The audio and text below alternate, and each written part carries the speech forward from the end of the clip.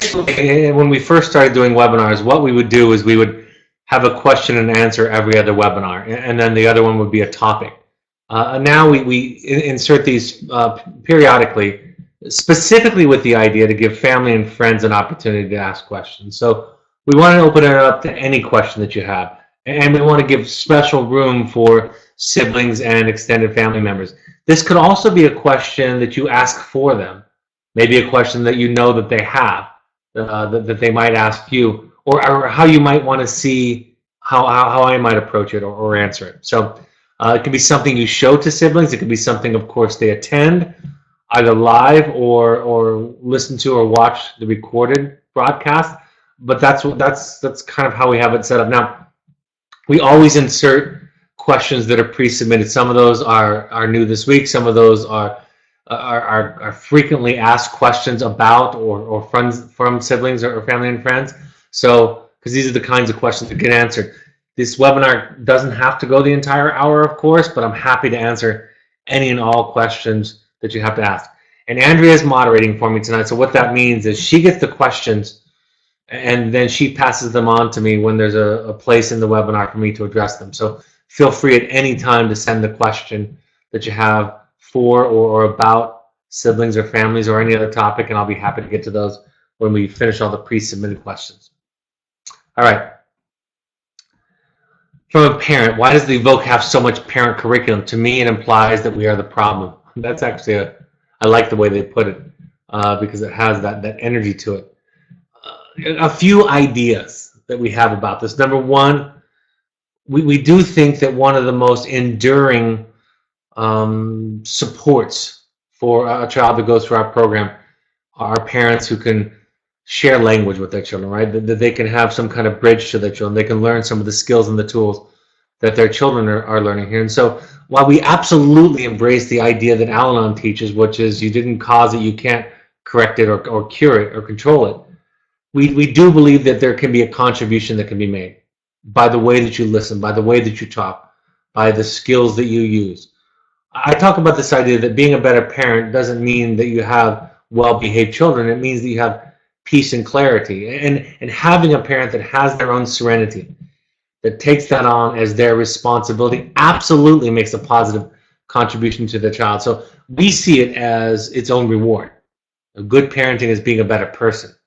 It is its own reward. And we all have influence on each other. We all have impact on each other. We all, as parents, what I say is dent our children or put our smell on our children. And so anything that we can do to improve ourselves, it improves our contribution to that and provides the child with an enduring support system that has some of these tools and skills and insights. And that's not even saying that the difference that it makes in that parent's life and all relationships. I've had a couple of parents ask me this in the last week or so. This idea of, you know, what do I have to do? What are the kind of ingredients? Are there steps that I can take right now? And I will provide tools. One of my favorite webinars and most listened to webinars are the eight tools for transforming relationships. I also made it into a blog. However, it's really about a way of being. And in my experience, this comes about through years of practice. The example that I give is my friend, my acquaintance, who's in long-term recovery, hasn't had a drink of alcohol in 25 years. And yet he goes to a meeting, an AA meeting, every single day, no matter where he is in the world. Because he knows that his old brain, his old ways of thinking can creep back in.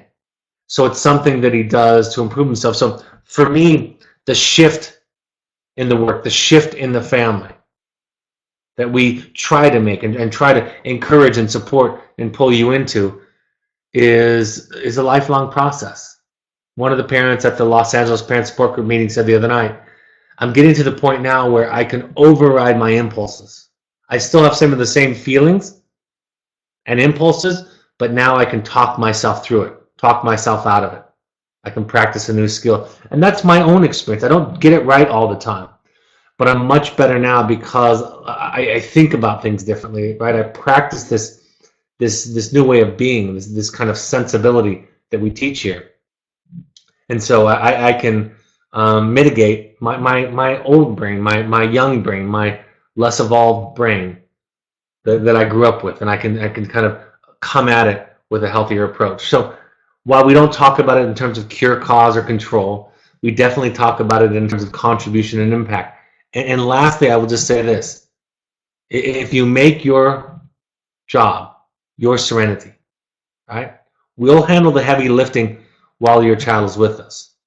But if you make your job your serenity, take that burden off of them. Don't make them responsible for your peace and serenity. It changes the energy in the family. It tends to encourage the children to lower their defenses. I like to use this word to illustrate it. Some people are uncomfortable with it. I'm not uncomfortable with it. I like for parents, if they're willing, if they're able, to talk about their disease of codependency that we all, as parents, have some of. Talk to your child about the disease you're working on in yourself. You know, what my codependency tells me, what my disease tells me, right? And remember, worry and anxiety is the problem if it's in charge. It can inform us, but if it's something that is ever present, that we're constantly living in, that kind of takes the wheel, if you will, and takes over, then it is the problem. And we have to do something to work on it and to manage it. And in some ways, this is not about parent work so much as it is about parent support, right? Supporting you in a situation, in a dynamic where you need extra support because your child requires extra capacity, extra patience, extra tools than the child who doesn't struggle in some of the ways that the children who come to us struggle with. What does my sister's typical day look like? So a typical day looks like, Andrew, I don't know if we have that slide, if we can pull up that slide or not. But a typical day looks like this. It looks like waking up in the morning. They have camp chores in the morning to take care of things. There's cooking involved, and they have rotating chores every day, right? So that they're evenly and fairly spread over the group. They have to clean up their breakfast mess. If they're leaving camp that day, they have to take the fire pit from the night before and crush the coals down and disperse everything so that we leave no trace, right? We practice leave no trace in our work. So there's that kind of family work, family chores in the morning. Everything is done by cycles too. Like they're given a certain amount of time to cook, a certain amount of time to manage, plenty of time. But that does take intention. It does take work for them to kind of manage their cycles. Then after breakfast and after cleaning up, they might have a morning group, might have a morning meditation. They learn and practice mindfulness and meditation when they're with us because we know that can help with anxiety and depression and also substance abuse. So a morning meditation or a morning group, they'll get their stuff on and they'll start a hike. They're moving from location to location, typically 4 or 5 days a week. Along the way, they might stop for lunch. They might stop to work on some of their hard skills or soft skills. Hard skills are things like making a fire by rubbing sticks together. Soft skills are things like a therapy assignment that their therapist gave them, reading a book. Schoolwork can be a part of it. So they'll have personal time to work on that. Maybe during one of the breaks in the hike, they'll stop for lunch, hike a little bit more. They'll arrive at camp. And at camp, they will then have all those same kinds of chores as the day before. They have to collect wood. They have to make a fire. Somebody's cooking. Somebody's assisting the cook. Somebody's cleaning up. So they have all of those things going on. They go through that cycle of cooking and dinner and then clean up after dinner. And then they have a formal group that evening. I should tell you, and this goes for parents too, that they might have on average anywhere from a few to 10 groups a day that are spontaneous. We call them standing groups. That means that anybody to deal with some kind of conflict, some kind of problem solving, some feeling that's coming up from them, they can call a standing group and then share and check in. The staff help and facilitate that, because essentially what wilderness therapy is it's teaching people how to feel. So instead of just going through the motion and reacting to life, you might have a reaction to somebody or a trigger or frustration or say something sarcastic. The staff will pause everything, and ask you how you're feeling, ask you what's going on. Typically, the early answers in the program are nothing, it's no big deal. But then after a while, they learn to think about what they're feeling and to feel what they're feeling. And they learn to operate from that place instead of acting it out on each other. I was just talking to a former graduate of mine this week when I was in Los Angeles. He was in my group sometime around 10 years ago. And he talks still to this day that one thing that he carries with him is this awareness of feelings. He says when he's around his friends, he's in his mid-20s, when he's around his friends, that they don't want to talk about it. They're not aware of feelings, or they think of it as work. And he's like, I don't even think of it as work. I just think of it as being authentic, being aware of myself. I've heard other clients say that leaving here, it's almost like they're given this X-ray vision into themselves and into others, that they can see and be aware and go through the process of feeling and see that in others. So it's about becoming more conscious. And so that happens all the way throughout the day. Everything becomes grist for the therapeutic mill. It's hard, it's challenging, staying clean and dry and warm and hydrated, not sunburn, keeping your skin healthy. All of that takes intention. And at home, because we live with so many modern conveniences, we can take a lot for granted. In the wilderness, you can't take much for granted. There are other things that happen throughout the week. There's therapist days for 2 days a week where the therapist is there and they're not hiking. There's other layover days where they're working on showers and laundry and so forth. But that's kind of a typical day, what they go through. Next question, how can I be there for my sister when she is done at Evoque, if she's going straight to aftercare? A couple of things. If you're watching this, you're already being there for her. If you're open to the idea of looking at a couple of the webinars or listening to a couple of the podcasts, here's the ones that I recommend most often. These 10 or so webinars, podcasts, they're available in both formats. Just meeting your sister halfway, right? Learning some of the skills, some of the language that she's learning. Asking her questions. If you're allowed to write her, ask her what can you do to support her in the process. But most importantly, they don't want to be alone. And they don't want to be the only one that has a project, right? The only one that needs to learn something. The best thing that anybody can do in the family is show up not knowing and learning. Not getting it perfect, but being open to the process. How nice is it for our clients, the clients that we see in the Wilderness Program, how nice is it for them to be able to not be the only ones that have something to work on? When somebody else in their family, a sister, brother, parent, shows up not knowing everything, not having all the answers, not getting it all right, and starting to learn something. That's a fantastic gift. So some of the webinars, some of the podcasts, learn a little bit about what your brother or sister is learning. Maybe read one of the books that they've been assigned, see how it applies to you, or at least understand what they're going through. And then lastly, ask them what you can do. And showing up vulnerable like that is one of the greatest gifts that you can give to them. With our son away at treatment, his brother at home was not interested in talking about him or getting any updates on how he was doing. Any advice on how to help support him to get him to open up? First and foremost, I encourage parents to honor the wound, honor the hurt, honor the feeling, the frustration, whatever it is in the child. So the first thing I would do is take a step back and maybe don't try and pry him open, but rather understand why that closed position that he's taking is important to him. And for many siblings, there was a lot of pain and chaos and turmoil in the house. And for many, they feel like victims to it. Not victims in the way that we talk about a victim sense, but victims to it like it happened to them. And it was outside of their control. And this is a way of them taking back their control. So I would honor it before trying to change it. I would name it and honor it. I would be curious about it. I would try to hear from my child what this closed position served for them, and I would honor that feeling. I would lay a significant foundation or groundwork in that area, in that process, before I would make invitations.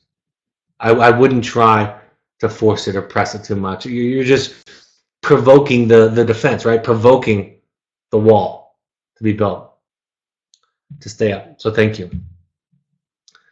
I feel like this is a phase that my grandson will go out of, and he doesn't need to be sent to wilderness therapy. How are you able to help him more than at home with his family who loves him? That's a great question. You know, most clients in our program will say at some point, everybody would benefit from this. Everybody should have to go through this, they might even say. This is just really a curriculum for life, for handling challenges. And really what we're doing, using the old adage, we're not giving them a fish, we're teaching them how to fish adage. You know, we're teaching them how to deal.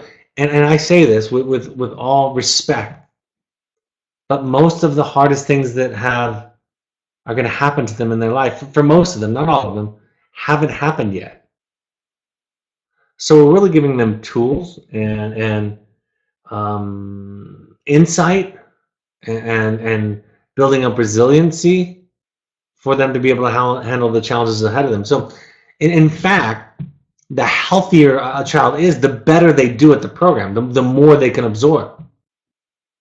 And again, most students, most parents who come out and visit will say, everybody could do this, everybody could benefit from this. In the work that I do with parents, and I work mostly with the parents, parents will say, you know, I wish I had received some of this information earlier, or it changes every relationship in my life. So it's just about growing, right? Some have very specific, obvious, overt, dramatic symptoms. Some are less dramatic, less overt, more subtle. Maybe it is a phase, but this is a really contained therapeutic setting.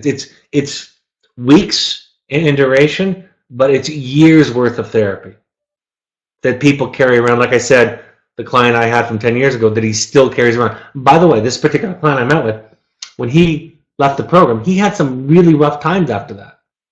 Really rough times.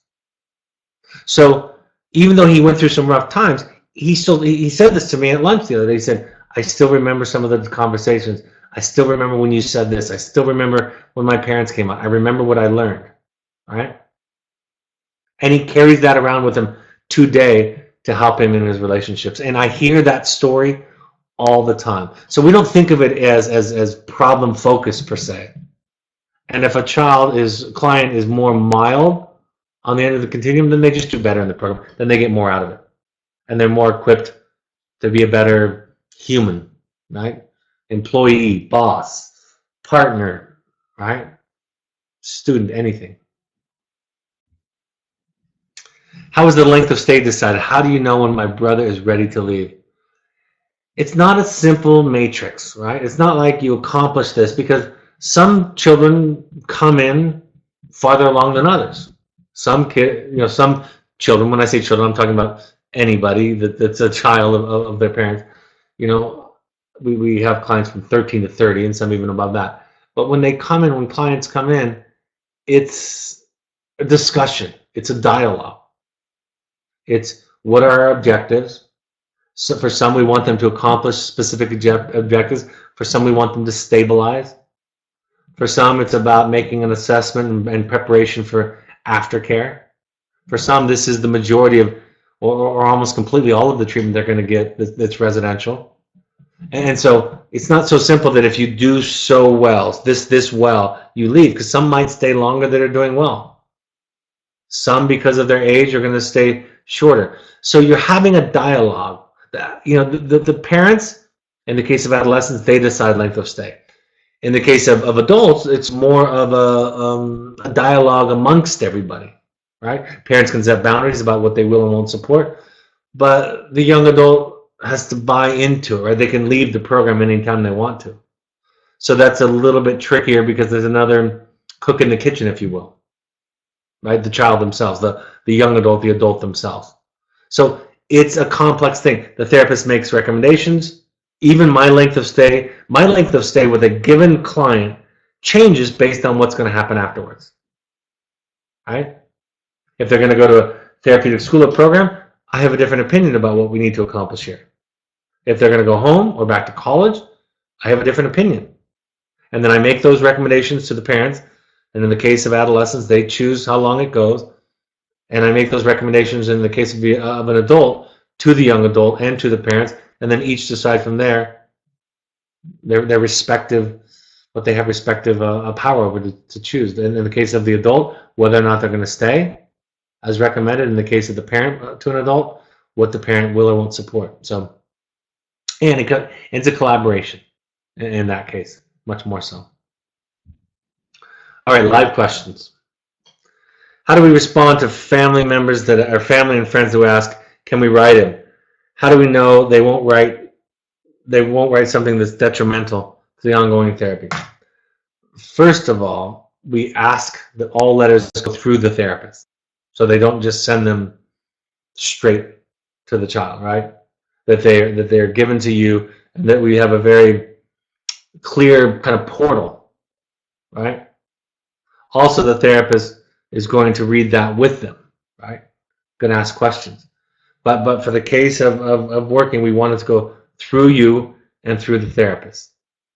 And we start off with just parents, sometimes siblings, and then the circle gets wider and wider. And in some cases, some of the things that people write are not ideal. Old boyfriends and girlfriends and friends, they don't write ideal things. But we work with that too, because they're going to go back to that. But we don't do that till later on in the process. Well-meaning and loving family members still aren't going to have, in many cases, the ability to write early on in the program, because we're going to keep the focus narrow, right? The broader we get the focus, the more diluted it gets, the less focus there is. If they're getting 3 and 4 letters from various people each week, they can kind of tune in and out what they want to. But if they're getting, like is typical, letters from the parents each week, and that's all, we can really focus on the dynamic, the issues, the communication, the relationships, and so forth. So we start small. I liken it to somebody who gets in an accident in a car. They first go to the emergency room, and then no family members in the emergency room during the trauma phase. And then eventually, once they're stabilized, then a parent comes in. And then once they move into a different part of the hospital where they're recuperating, then more people come in. And then eventually they go home. So it's about focus, and it's about intention. And it's not about always getting it right, but we do ask that things funnel through you. And that way you and we as therapists who work with your children can have at least some eyes on what's going on. And then even things that are less than ideal can be used therapeutically to see where the child's at. Next question. My son will be leaving from the Evoque program soon. He will be attending an aftercare program, therapeutic boarding school. Is it typical for that step to be 12 plus months? Yes. That's a typical kind of length of stay. So, I'll say something about it because you didn't ask a follow-up, but I just want to just highlight this idea that length of stay has a really high correlation to success and maintenance. And when we started our program in 1998, we had worked at a wellness therapy program before that. Part of what we realized through experience was that follow-up and aftercare was beneficial. Theoretically, I want to be clear about this. Theoretically, in my mind, I thought, especially because the changes were so dynamic in wilderness, that going home sooner rather than later was a good idea. But then I saw the challenges to maintain the gains that were realized in wilderness was overwhelming for a lot of people. So yes, that's a typical length of stay. And our opinion on that, my opinion on that, comes by experience, not from a theory. My theory tells me otherwise. But my experience tells me that tends to be the best option. And I'll just tell you this. When I compare clients and students that go on to therapeutic aftercare programs, like the one you're considering, to those that are coming home, the ones at home aren't necessarily happier. They're just not. Yeah, the ones that go away to schools often say, I wish I could go home. Absolutely. But it's not easier at home. It is harder at home for everybody. So it's about support. It's about maintaining gains, and our experience tells us that's a very common and typical length of stay that you asked about, 12 months. What do the therapists do when my brother feels sad? That's a great question. I'd love to know what age the person who's asking this is, if you have that. There's actually a part in my book about a boy whose mother had passed away before he came to my program, before he came to the program I worked at. And I remember he was having a bad day in group. He was struggling and kind of being sarcastic. And so we asked him to take a little bit of time out. And it was raining, and it was a broken down old ranch fence out in the middle of nowhere, and he was sitting on it, and I came over to sit with him, and I said, "Hey, Adam, what's going on?" And he wasn't going to talk about this group. He just said, "I miss my mom," and he cried. And it came to me for the first time in my life as a therapist that my job was to just listen. I had no look on the bright side speech. All I had was my company, and that I could sit with him in his sadness. So what I learned as a therapist, and what we know is our job is to help people feel everything, not just their happiness, but to feel the entire range of emotions, and to have the ability, the capacity to sit there and hold them in it, to sit there with them and listen to it. So that's what we do. We listen a lot. And when that foundation is established, we can then talk about some problem-solving ways. In the case of a lost mother, there's no problem that'll solve it. You learn to live with it. You learn to go on. You learn to make meaning out of that. We walk around with scars. And part of those scars define who we are, for good too, right? We experience something difficult and painful, and we grow through it. But we can't remove the sadness, because if we remove the sadness, then we remove the love. And we don't want to do that. So thank you for that question. What should I tell my friends at school when they ask me where my brother is? Great question. It depends on how close you are to them. The simplest thing you could do is you could say that he's away at a school, because we are a school. We have curriculum, they get credits. So if you just want to say that, you can just say he's at a school. You might say an experiential school, where they have both classroom and then they have experiences, and he's learning leadership, right? Because that's also, all of that is true. And you don't have to, this goes for parents too, you don't have to tell everybody everything. What I found, and this is speaking more to the parents, what I found is when you do start to reach out and share with people, people flock to you.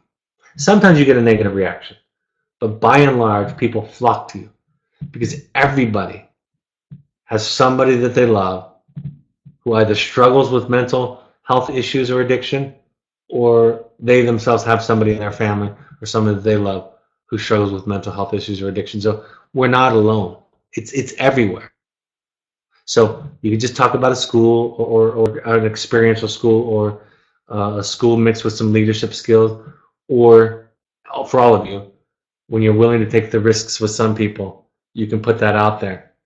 I talk about my own therapy overtly. Like, I've been in therapy with this therapist that I have now for 18 years and going on 19, and I don't have any plans to stop, because it's a regular part of my practice, just like, well, I go to the gym 3 times a week with a trainer, right? It's what I do. So that's another thought.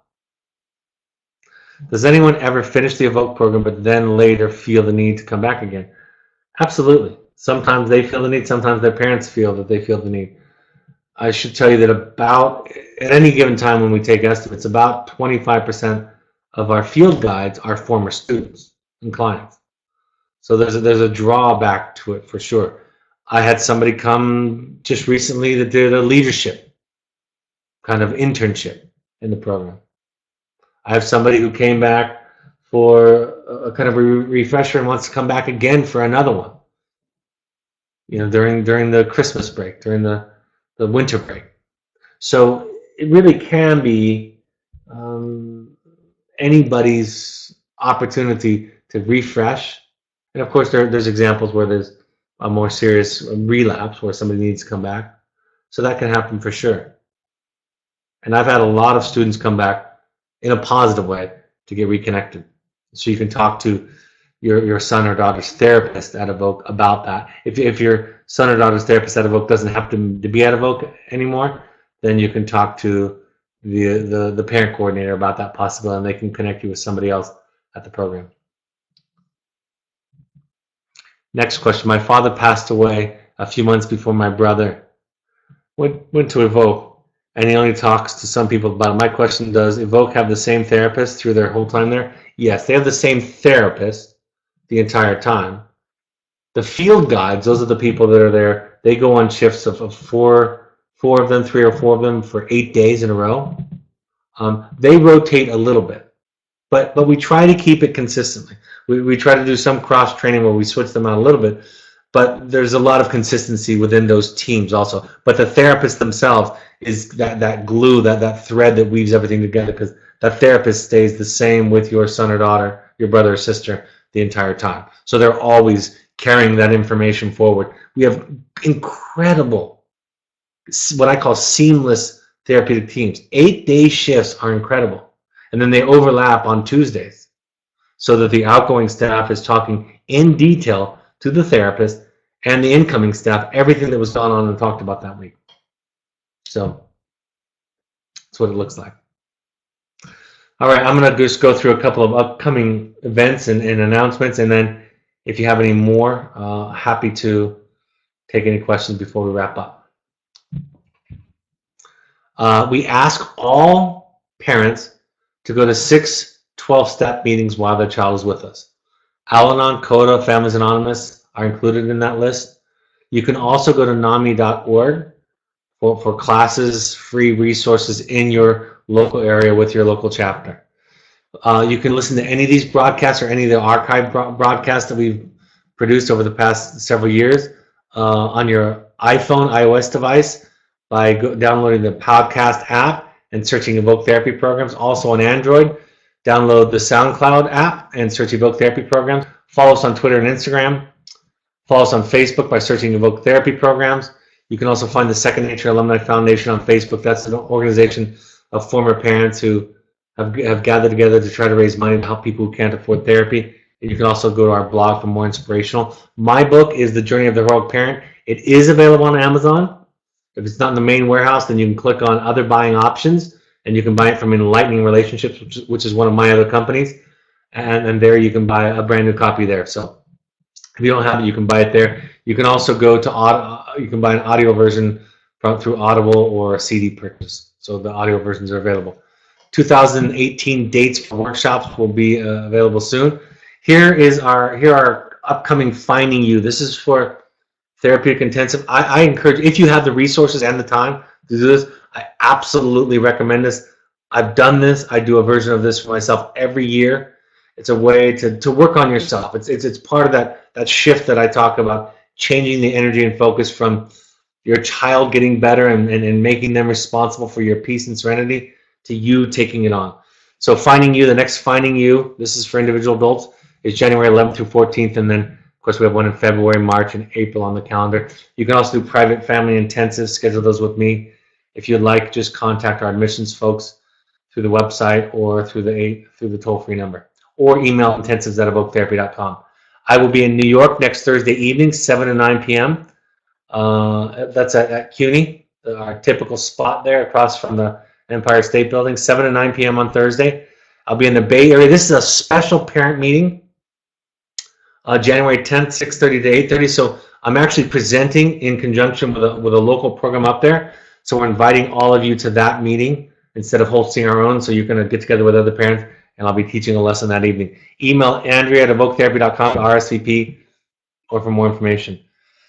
Evoque's Pursuits programs are available for young adults or families. It's a sober fun, it's an adventure program, international, any adventure activity, and then the therapeutic staff from Evoque taking you through it to kind of give you kind of therapy light, sober fun. All right, any additional questions? Next one is, What are the impacts of unavoidable breaks in a treatment session? My son will be coming out after 4 weeks. How do I get him to re-enter smoothly? Um, that's a good question. What are the impacts of unavoidable breaks in a treatment session? My son will be coming out after 4 weeks. How do we get him to re-enter slowly? Really just do everything that I've talked about. You know, the webinars and the podcasts are free for life, okay? So if you get something out of them, if it makes sense to you, or you know there's something there for you, listen, make it a part of your regular practice to listen, right? It's about learning to be different with somebody. Not about fixing them, but being different with them. So doing your work, going to your meetings, listening to the podcasts and webinars, doing your work, that's the key. That's the best thing you can do so that you're as calm as can be, as non-anxious as can be, that you develop greater capacity, greater wisdom, greater tools, that your bandwidth is expanded, right? All of that is your greatest contribution. And look at there's podcasts and webinars on reentry, coming home. It's the same principles that are involved no matter how long your child is away at treatment, right? It's the same exact principles. It's the same work. You're going to have more of a challenge because of the short duration, but it absolutely is the same work no matter what. When I write my brother, can I send him updates, or is he not allowed to have connection to the outside?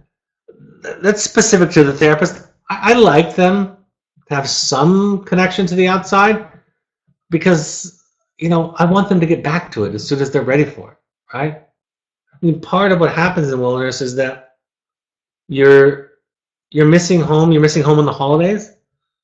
You're missing friends. You're missing fun, things that you used to do, and you want to get back to that. And so I don't think you protect them from that. If it becomes too much detail or a distraction or there's drama that you're sharing, absolutely not. But to share something that's going on, to share about Thanksgiving or Hanukkah or Christmas, right? Or what was going on, or somebody's graduation, somebody had a baby, those kinds of family-focused, warm things that are happening back home. I think that's perfectly appropriate. I defer to your brother's therapist, your brother or sister's therapist, because they have the last say, and it's different for everybody. But generally speaking, some of that is okay when it's family focused. How the dogs are doing, something like that. It's a way to stay connected, and we're not trying to protect them from the sadness and the loss that they feel, because it's real. That's what they have because they love.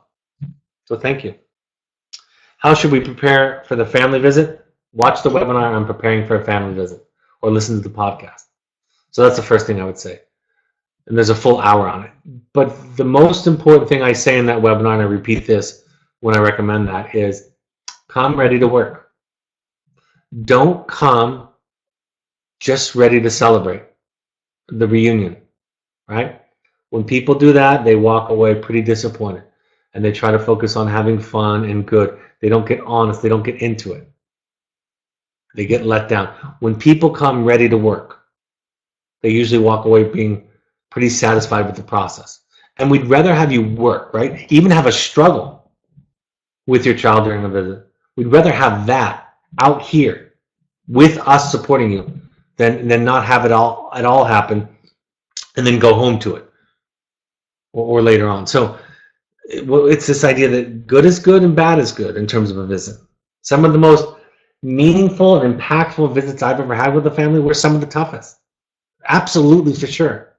So come prepared to work on yourself, to work on the relationship, to work on the skills and tools, and you'll most likely walk away having learned something or being improved by it. If you come just with the hope of celebrating, of seeing each other, that happens naturally to some extent. But if that's the kind of overarching goal, then it's going to be pretty tough.